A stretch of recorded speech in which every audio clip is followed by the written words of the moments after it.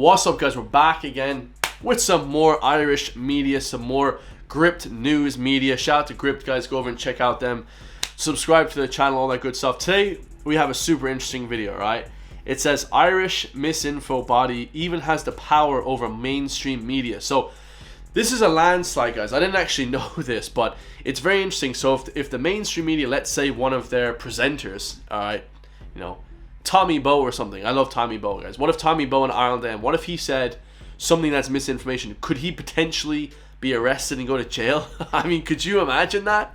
I mean, it's actually absurd when you think of the possible realities that could come from this, you know, hate speech bill, guys. But this one's going to be insane, guys. Drop a comment down below. Don't know what to expect. We got 2 videos, guys. This one's only a minute long. Another one is like 5 minutes long after this. So much love to GRIPT Media as always. Let's get it, man. Let's see what they have to say. On misinformation, when it comes to the powers that the Electoral Commission has regarding takedown notices and this kind of thing, would that apply to national news publications as well, like the state broadcaster, for example? Hypothetically, if there was to be something that the Commission deemed to be false, would those powers also theoretically apply to, you know, some of our national newspapers and broadcasters? Damn, great question, Ben. Ben Scallion. I mean, this dude, nobody puts the work in like Ben. I'm trying to compete with the amount of work that this dude is putting in, but look at how confused all these just random people look like. It applies to all online information. So whether that's from a social media platform or some of the national broadcast and mainstream media, same rules will apply. Anything that's online will be subject to these regulations. That's big, guys. People don't understand how big that is, because I mean, you could have a TV presenter spreading misinformation, but it just be an accident and then just some crazy stuff happening to them, you know, prosecution. You know who wouldn't be for this, guys? William Butler Yeats. Shout out to W.B. Yeats, just down the road in Cool Park. He has basically a tree, you know, designated to him, guys, and he wrote his name on it. A lot of these big writers from the 1950s, 60s, 70s, 80s, 20s, whatever, you know, Seamus Heaney, all these great Irish writers, they would not be for this bill, guys, because, you know, writing and art forms, like this YouTube channel is an art form. I know a lot of people say it isn't, but I'm a public speaker. I get 20,000, 30,000 views a day, 50,000 views a day. It is an art form. It is not good for your art form to have regulations on it in terms of speech and stuff, what you can and cannot say, apart from obviously the obvious, like breaking the law and stuff like that, right? Hating on people.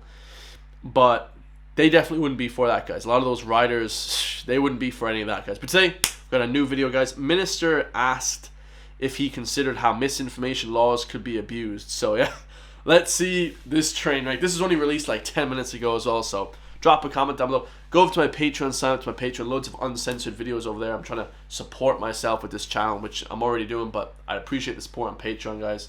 Let's get it, guys. We're gonna be forming allegiances towards against this bill, guys. Let's get it. Minister, as you know, the Electoral Commission, which you oversaw the formation of, will have the legal power to regulate information online during elections and shut down alleged misinformation and so on. And today they said that the government is very eager to activate those powers as soon as possible.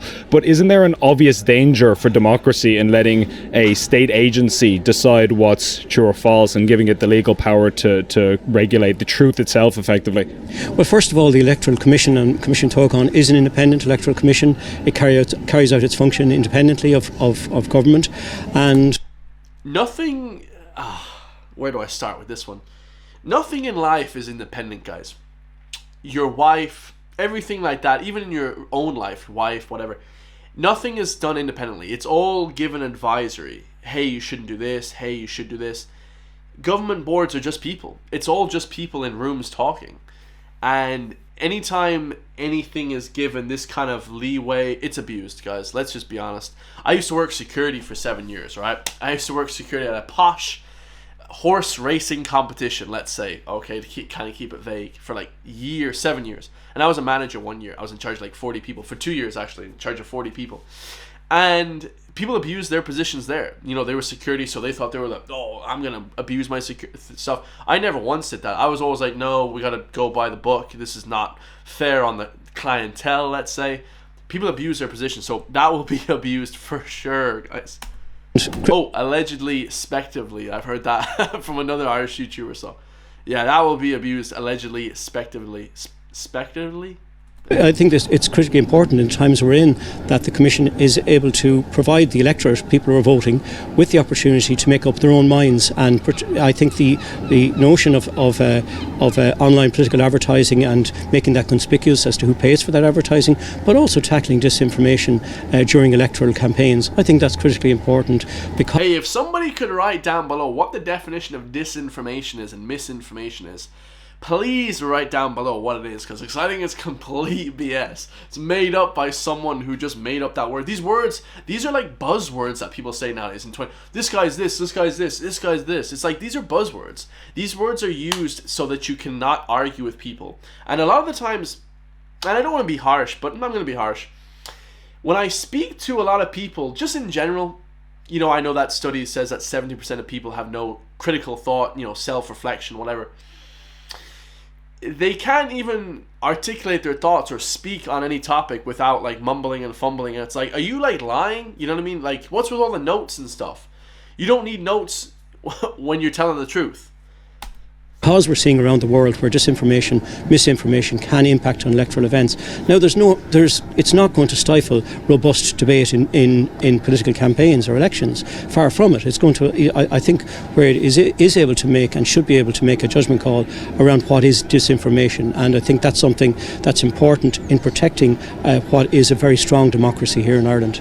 When you were formulating the Commission, was there any analysis done or measures put in place to ensure that the basically that it wouldn't be abused, these powers? Because I think you'll agree they are very... That they're objective, right? This guy has... Ben is... Man, Ben... It's unfortunate that RT never hired somebody like Ben. I mean, he's so just whip smart, guys. People don't understand how amazing Ben Scallion is. He's just... Every question is just perfect on the button dot. Oh, man. They hit the nail on the head, GRIPT Media recruiting this guy, because Jesus. Basically that it wouldn't be abused, these powers, because I think you'll agree they are very extensive powers. The organisation has the power, or will do soon, to go to the High Court and order publications to take down posts online, to correct them, remove them. That's pretty extensive. Was there an analysis done to make sure that's not going to be abused? Nope. I'll answer that one for you.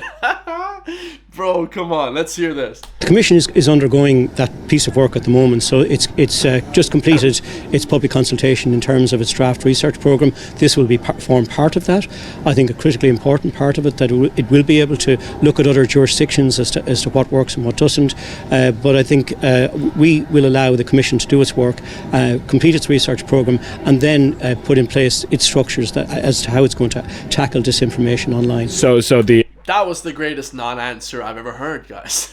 Jesus. The analysis will be done after the fact as opposed to beforehand. Would that be correct? The analysis is underway, and I think the Commission is conscious that there are electoral events upcoming, including a referendum on March the 8th and the local and European elections this year. So critically important that the Commission is able to provide impartial information to the electorate, but also to be able to monitor the online space. And certainly when we were developing the legislation, we met with a lot of the social media companies to ensure that they played their part, and it's something we're conscious of here in Ireland. We have a very strong, robust democracy here, and we want to protect that. But I mean,